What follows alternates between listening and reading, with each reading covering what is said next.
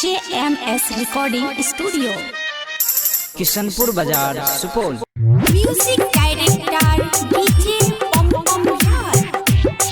सुन सुन है रनिया तू ही छी दिल जनिया, अब तोरे हम बनैबो अपन घर के कनिया।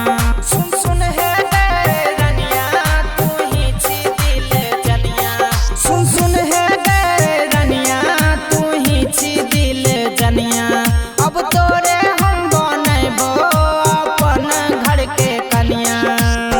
रोज आब छही जन गे सपना में आए के दिया सताबै छही, सपना में आए के मूड बिगाड़ देली छौड़ी चुम्मा दे के रोज सुतै छियो ताकिया पकड़ के मूड बिगाड़ देली छौड़ी चुम्मा दे के रोज सुतै छियो ताकिया पकड़ के।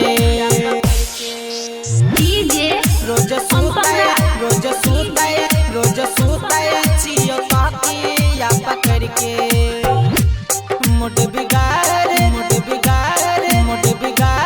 देली छौड़ी चुम्मा दे के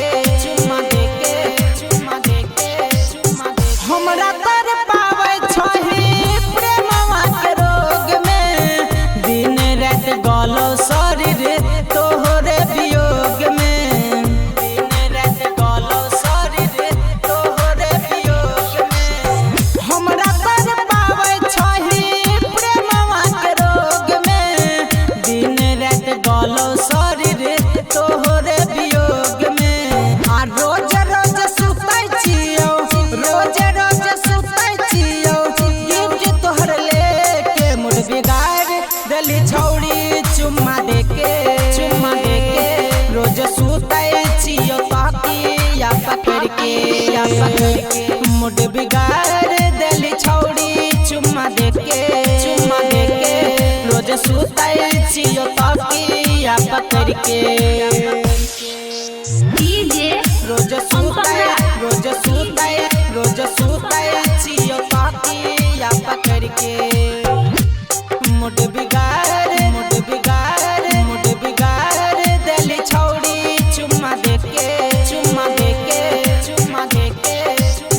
माई बाबूजी के अपन कर ले राजी, काल्हे जान लगे एबो हम बराती, काल्हे जान लगे एबो हम बराती।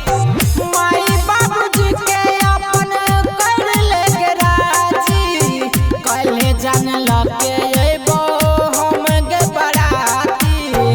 आम एन सरवन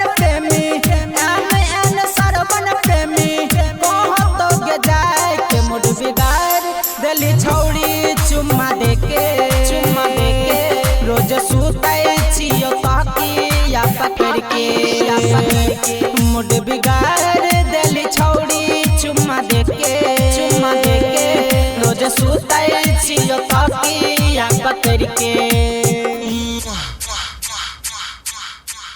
JMS रिकॉर्डिंग स्टूडियो किशनपुर बाजार सुपौल।